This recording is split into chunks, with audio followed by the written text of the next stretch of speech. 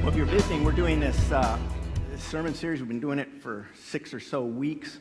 And the 7 deadly sins, or the 7 capital vices, it's part of our Lenten series to prepare for the Holy Week and for Easter, for the cross and for resurrection, and to really dive in deep. And this Sunday, before I say it, we've been working on a book, through a book called Glittering Vices. And we still have a few copies available if you haven't purchased it.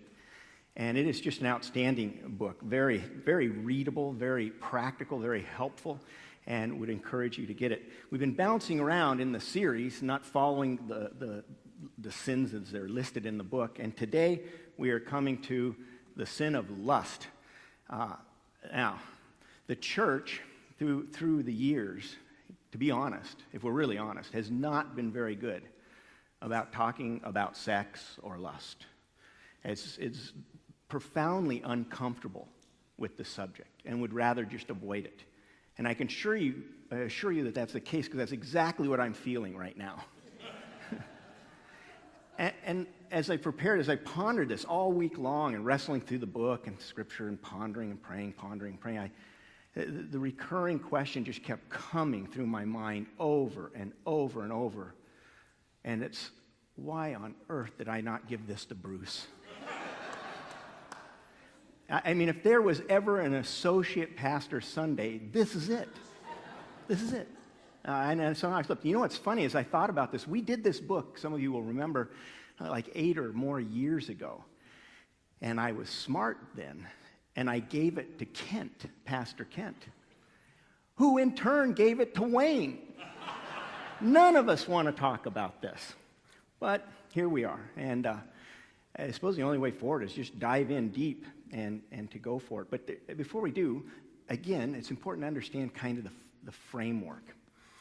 These are not random sins or capital vices as we've been looking, but a part of a bigger goal. And our purpose is never to just focus on sin. Let's just see how bad we are, how broken, messed up. We're just going to study it until we're all exhausted.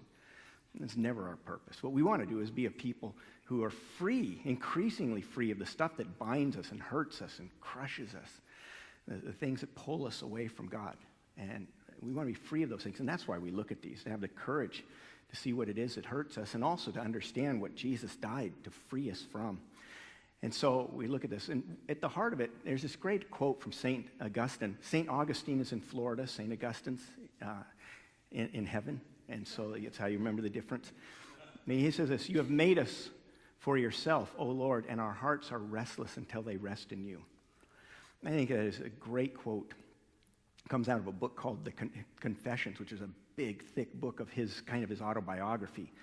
And it was his experience, having run from God for years, that this is this summary of it, is you've made us for yourself. And we believe this. I believe with all my heart God made you, every one of you. He made you exactly as you are. He knit together the cells in your mother's womb. He gave you a personality distinct from all others. And he has a plan that's good for your life. And until we find that, until we walk in that, we're restless. There's a restlessness that comes with that, because we were made for him. And if we don't have that filled, that creative need filled, there's a restlessness. And it's because of that restlessness that we chase after other things. We try to fill it with other things. Now, I've said, there's a great quote by a guy named Blaise Pascal, wrote in the 1600s in a book he wrote called Pensée. And it's been summarized this way. I've summarized it this way: is within the heart of every person is a God-shaped vacuum.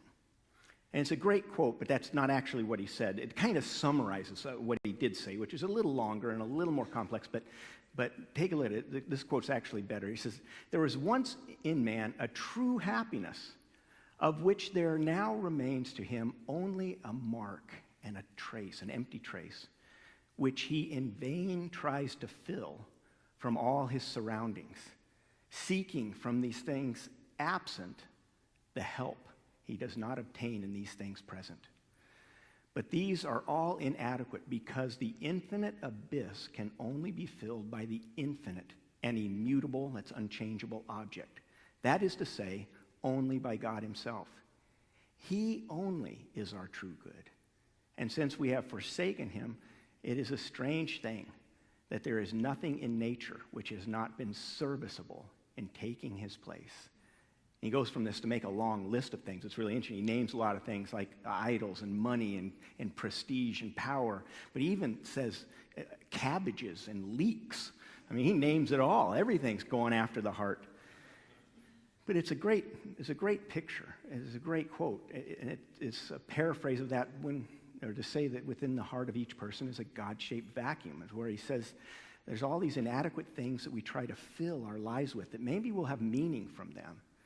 But it's an infinite abyss, and there's only one that can fill it, and it's God himself. Nothing else will ever satisfy, and until God is there and growing in there, our hearts are restless.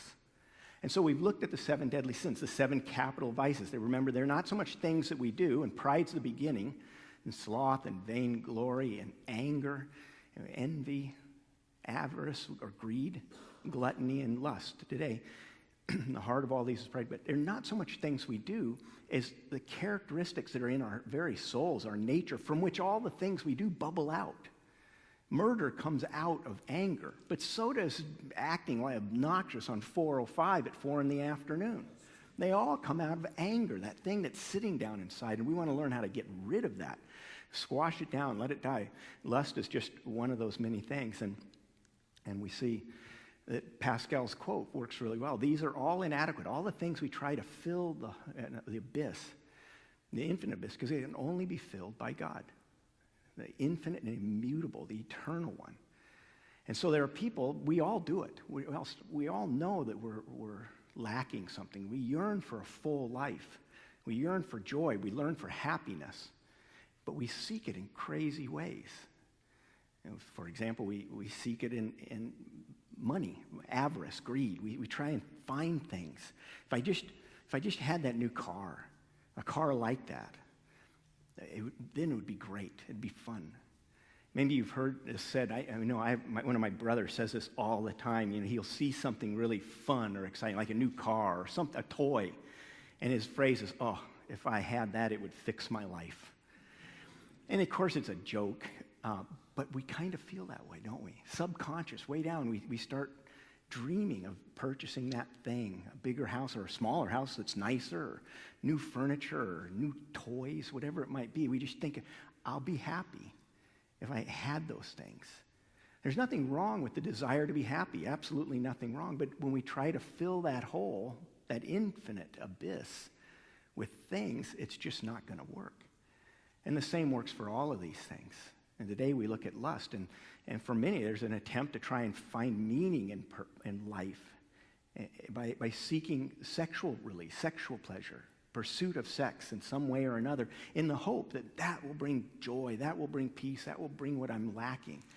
But again, it fails because nothing can replace God in our lives, and we want to have that filled. So today we're going to look at Genesis chapter 1, and what it may or may not say on the front of your bulletin is irrelevant. I changed my mind after it was printed. And those are great verses and worth reading. But Genesis 1, when we talk about sexuality, its part in theology is of the doctrine of creation. We want to understand how God made us and what his intentions are, what we were made to be. And to go at the very beginning, there's lots, of course, said in the Bible about sexuality, used properly and misused. But to go to the very beginning and understand how God made us, what he made us to be and to know. So listen to just a couple verses from Genesis 1, starting at 1:26. Then God said, "Let us make humankind in our image, after our own likeness, so that they may rule over the fish of the sea and over the birds of the air and over the cattle and over all of the earth and over all of the creatures that move upon the earth." And so God created humankind in his own image. In the image of God, he created them. Male and female, he created them. And God blessed them and said to them, "Be fruitful and multiply, fill the earth and subdue it." The word of the Lord. Thanks be to God for his scriptures. We look at the core of this. And it says God created humankind in his own image. In the image of God, he created them. Male and female, he created them. This comes near the end of chapter 1 of Genesis, and it begins with, in the beginning, God created the heavens and the earth. The first word in the Bible, it's very common in Hebrew that you put the verb first. So the first word in the Bible, in Genesis, is the word bara, and it's in the verbal form. It says barashith, barashith bara Elohim, ef hashemayim with a har. It's in the beginning. Actually, it's the second word. Bara means God created. It's create. It's used 3 times in this word. And it talks about God creating something in a way that no one else can do. There's another Hebrew word, asa, which means to do or to make. And Noah could make an ark. A potter at a wheel could make a pot, a bowl. But only God can bara, create something out of nothing. And it's a very important word. It's a powerful word. It's a God-centered word, a God-focused word. And it says at the very beginning, in the beginning, God created the heavens and the earth, bara. And it goes through these steps that he made the light and darkness. He made the lights to shine, the sun and the moon. He made all the plants, green things, spring up, and animals, fish in the sea, and birds in the air. And God made them, and one after another, day after day. The first day, second day, he said, oh, this is good. And the second day, this is good, one after another. But the culmination of it all is this.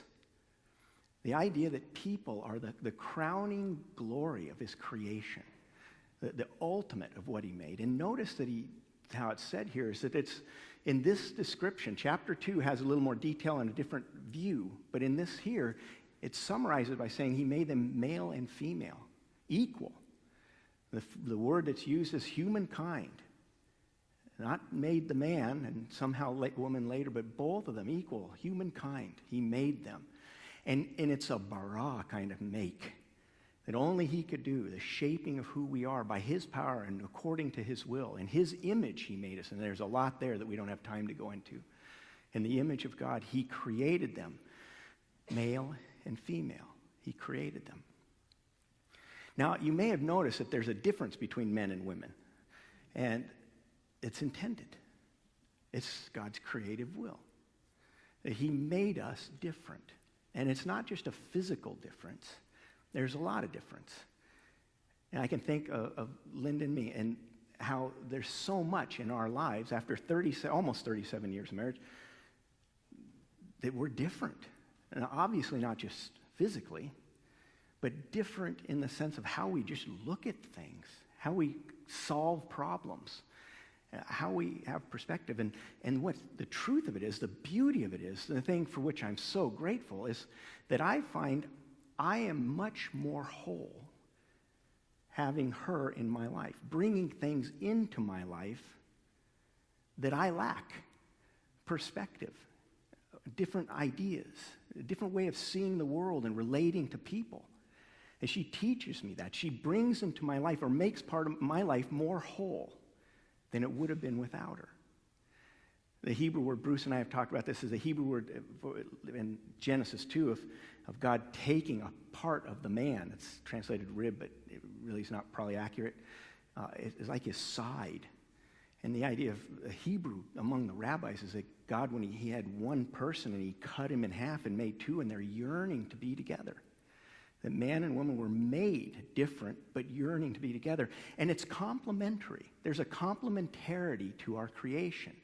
You can see it physically, obviously, that there's a fitting together physically. But it's not only that.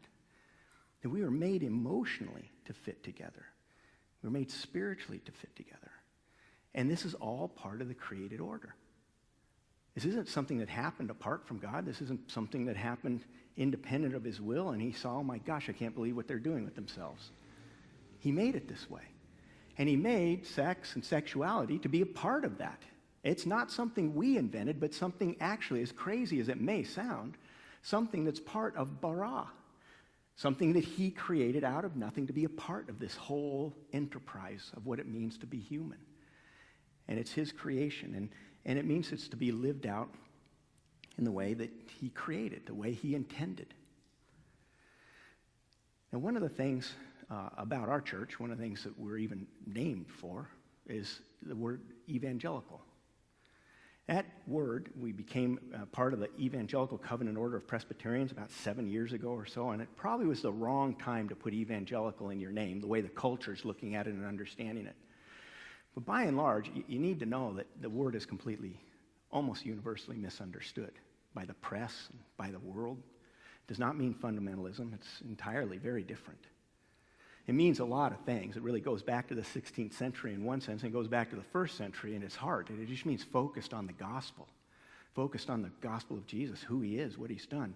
But a huge part of evangelical, one of the things that's very important to us, and very important to this church, very important to the tradition in which we stand, evangelical means that when there's a question about life, for example, about money, for about anger and gluttony, all the different 7 deadly sins, the capital vices.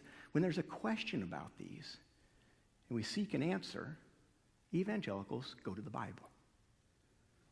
That's one of the central meanings of the word, is when there's a question, when there's confusion, when there's uncertainty, we go to the Bible. And it's really important that we do this, that this would be, this word, this verse, along with others that are related to it, are what the church teaches and explains, because that's what we are. We seek to wrap our lives around that. But unfortunately, it hasn't worked out that well for a lot of different reasons. The world has spun off in some different directions. We'll look at that now. But even the church, I think it's fair to say the church has failed on the whole issue of sexuality and sex in a lot of ways. As I said at the beginning, we just don't really like to talk about this. We'll talk about almost everything else under the sun, but this whole subject is a little personal, it's a little scary, it's a little controversial. You're walking right up to the edge of the and dancing around it and hope you don't fall in. And the church, by and large, has tried to stay away from this, and where for the most part, it's just left it unaddressed. And where it has spoken, most of what the world hears, most of arguably of what is said, is a simple don't. There's kind of a message with it, that goes back through all the centuries of the church. It's there for a lot of reasons. But this message, this undertow of message that says that there's something wrong, dirty about sex in all its form. And if you're really spiritual, if you're really wanting God, you're going to be like a monk or a nun. You're going to avoid it. You're going to push it aside. You're going to do everything you can to flee from all poles of sexuality. And if it ever has a nerve to bubble up and to pull and to whisper and try and pull you, you will do everything you can to stomp that urge back down. It was a message that the church faithfully, I should say, but wrongly, communicated over and over and over, that it's just bad, it's wrong, you shouldn't do it. But in light of this verse, that is just not true. It's just not true, because God created us to be sexual people. He created sex for at least 3 reasons, and there may be more. For one, obviously, procreation. It's how new people are made. It's the only way new people are made thus far. And it's for the birth of babies. So it's interesting, as I researched this and read and studied all week long on this, I did find the woman who's given birth to the most children in the 18th century, a Russian woman. And this is going to be astonishing. 69 children. I was going to say I know, but I don't. I don't have a clue. But what's intriguing, one of the things that's just astonishing, 69 children, but only, and try to put this together, 27 pregnancies. So how did that work? Well, here's the deal. 27 pregnancies in those, she had 16 pairs of twins. But that's not it. She had 7 sets of triplets. And she had 4 sets of quadruplets. Can you imagine having 60 kids and the next pregnancy brings 4 more? It had to push her over the edge. She has to be like the Nobel Prize winner of calm or on the edge of fanaticism. On the male side, the record goes to a Morocco ruler in the 18th century. He has 342 daughters and 525 sons. And by 1721, he was reputed to have 700 male descendants. So even on that simple little thing of procreation, even that side of sexuality has been known to run amok. But it's not just for procreation, it is a big part of it, but it's also for intimacy. Sexuality brings a profound intimacy. It brings pleasure, a third reason, that there's a profound pleasure. But the two are interwoven, the pleasure with intimacy. And when they're entwined even further with a relationship of trust, of self-sacrifice, of love, mutual love, then this intimacy grows to a profound level. And it's this that God created sex to further, to expand upon. And it has a great power for that. It was part of this created order that it would serve that purpose, that it would draw two people closer together. And the intriguing thing, if you see on both of these fronts, the creation of new people and the deepening of intimate relationship, both of them are relational. And it speaks to the very heart of God's purpose, that God, in fact, all of what he does is the desire to make us more relational with himself and with each other. More healthy in our relationship with God, more healthy in our relationship with others. And all of the 7 deadly vices, the capital vices, what they do is wreck that. They do everything they can to wreck your relationships with each other and with God. But God's desire, and sexuality is a part of this, is to make us more right with him, living the way he created us, and in deeper relationship with another. Deeper intimacy of trust that grows through the years. And with that, we become more fully living out God's plan, his will, his intentions for our lives, and thus enjoying the benefits in all the forms that come with that. But here's an interesting thing, and a problematic thing, is that human beings outside of the church and tragically in the church, again, they turn from the teaching of Scripture and turn to other things to figure this out. So I said, we evangelicals, we look to Scripture. We try to look to Scripture and try to live our lives wrapped around that, and it wrapped around us. What happens is there's several things that are involved into the matrix into this that stir together the pot. And one is just the intense drive. And I'm sure that there's a drive, especially, some have a drive to anger. It might not hit everyone in the same way, but some, it's a pull. For some, it's spending, it's owning, it's possessions. The power of greed is intense. But if you take all of them, I'm not sure that there's any that compares with the power of a sexual desire and his ability to capture our minds, just grab our thoughts, to send them spinning off without us even realizing it. And one of the errors that we make is that we use that power, we think about that, and we actually come to identify, shape our lives around that desire. So in other words, instead of asking, who am I before God? Who has he made me to be? What is the whole of my life, let alone this area of sexuality? What is it supposed to look like? What happens inside the church and outside the church is people say, well, what do I feel? What are my drives? To what? In what way am I drawn? And the focus then of, well, that's how God made me, and that must be what he is and what he approves. We take and shape what we believe around what we feel rather than what the Scriptures teach.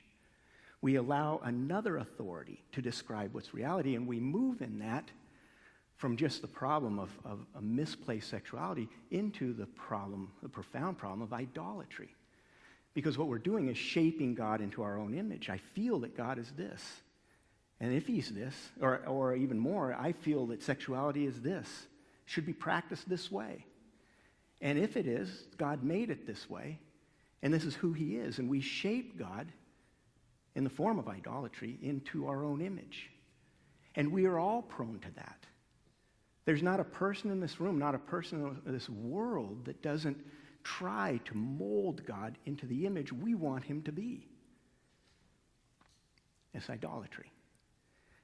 And we should be hurled back. We should have the courage to say that faith summons us to the fact that our lives are whole most and indeed only when they are shaped around the will of God, what he has for us, what he's designed us to be. And so we want to run after that with everything in us. But it doesn't work that way because the desire is so strong. And in our culture, it's a profound desire. It's a profound mix of emotions and pull. It's astonishing that if you go into the checkout lines and you see Cosmopolitan, for example. And I'm not necessarily asking you to do this for any reason beyond research, but try and find one cover of Cosmopolitan that doesn't speak openly, boldly about sex, making it better, et cetera, et cetera. Find one copy. And you'd think after the decades of Cosmopolitan, they would have said it all. But it's a popular subject. It sells. And you can see it all over. It sells in movies. It sells in anything that we do. There's advertisements, beer ads. It's all about sex because it sells. And it describes a reality, a value system that grabs us and twists us and shapes what we believe about it, what we believe is right or wrong, in ways that are really different than what this passage and other passages say. We live in a culture now with apps, and there's the app Tinder, which began as just a dating app, innocent, and the picture of people that were potentially interested in meeting someone. 63% on Tinder are men, the rest are women, so roughly 2/3 are men, 1/3 women. And you look at the screen, I'm told, and there's a picture of someone, and if they look appealing, interesting, attractive, whatever it might be, you can connect with them, but if they don't, you swipe, and the next one comes up, and you can just keep swiping, like you're going through a catalog. And it's very interesting. You know, what Tinder has become is really just a means to find a sexual partner. We live in what's been called the hookup culture, where sex is not so much about intimacy and relationship like God intended, but about just connecting physically, temporarily, without emotion, without commitment. You can think of a couple years back, maybe as far back as 10 years ago, a movie that came out called Friends with Benefits. And about two young people, a man and a woman, who worked together in the office. Both had lost what looked like a long-term relationship. Both were hungry sexually and decided, what's the big deal? Why don't we just come together for that? Friends with benefits. There's one study that was done in a men's magazine, which makes it a little less reputable, but that 20% of people on a college campus are in a friends with benefits relationship. And we live in this age of Tinder and just free sex that is satisfying this desire to fill that hole with something that makes me feel whole and needed and fun, that pushes out the pain, but it doesn't work. Vanity Fair magazine, in August of 2015, it said this: Tinder operates in a culture of users seeking sex without relationship. And it's the culture that we're in. That sex is nothing that big, nothing that important. It's, using this quote that's from the 1700s, sex is as important as eating or drinking, and we ought to allow the one appetite to be satisfied with as little restraint and false modesty as the other, from Marquis de Sade, not a very reputable person. But his mindset has existed hundreds of years later, and even now more than ever, it's boasted that what's the wrong? What's the big deal? It's what do you feel like you want? What do you want it to be? And we drift further and further away, and then lust comes in all of its forms and takes what God had created and ordered, that intimate relationship, and turns it into something that's not a relationship-centered thing with one another, and an opportunity to go deeper in intimacy, trusting intimacy with another. But lust is, by definition, utterly self-absorbed. It has little interest in another person, but only in your own satisfaction. It's a twisting of God's intent because it's not about a growing of mutual intimacy, but a satisfying of the one. And so in the book, Glittering Vices, she writes this: lust pretends sex and sexual pleasure is a party for one. Lust makes sexual pleasure all about me. It is a self-gratification project. Lust is a vice then because it does not honor the fullness of sex and alienates people from each other, just when they were supposed to be experiencing sexual union. Lust destroys the very purpose for which sex was created, to create deeper and tighter and ever more relational intimacy. Well, time doesn't allow it to go in any deeper, but it does raise the question of how can we get out of this? To recognize that God has given the gift of sex, but there exists in our lives and in this world the problem, the vice of lust. How can we be free of this? Well, the first thing, it's the same thing I've been saying through all of the vices, is the very first thing to do is courageous self-examination. Is this a problem? Might even be better to say, how is it a problem? Because it touches every one of us. How is it a problem? How is it unhealthy? How is it not conformed to God's will and desire, his created purpose? And to have the courage to dive in and really say, I got to fix this. With that is to invite somebody in, friendship, and accountability, confession, support. Through almost all of my Christian life, I have had small groups, always of men. In my case, it doesn't. Sometimes they're intergenerational, intergender, but for me, it's just been a group of guys, and we hold each other accountable. One of the things that we say is, every time we meet, is, have you done anything since we last met that would dishonor God or hurt his work within you? And the idea in a genuine friendship is that you can say to these guys anything, and that they love you, and they stick with you, and they pray for you, and if need be, they'll call you and say, how are you doing today? Recognize that we can't make it through this life on our own. These poles of lust or anger, gluttony, greed, they pull. And to be able to have friends to help us is very important. This sort of thing, like all sin, it thrives in the darkness, in privacy. Lust thrives in privacy. Pornography is run rampant in our culture. A recent book came out calling the United States Pornland, because it is so rampant. It's so amazing that a couple years ago, Playboy magazine decided that they were no longer going to have nude photos in it because they were so readily available on the web. There was no reason. They've since gone back to their original standards, so to speak. But pornography is so rampant, so available, so problematic. There have been many times that guys in this church, and it's not to say women don't have the problem as well, but guys in this church have come to me and say, I need help. I remember one guy in particular, right outside that door after a worship service, came to me and was weeping and said, I am consumed by pornography. I said, I'll work with you. We'll walk with you. I'll pray for you. He didn't take that route. He never came in again. He ended up moving, he and his wife, and they were divorced 6 months later. But I've seen other people, same thing, where they've come, said the same thing, and they fought with everything in them to be free of this. And we've walked with them. And I want you to know that you don't go through it alone. And if you want to talk to someone, guys, in this case right now, you can come to me anytime. You can come to Bruce. You can come to Wayne. There's others, maybe a good friend.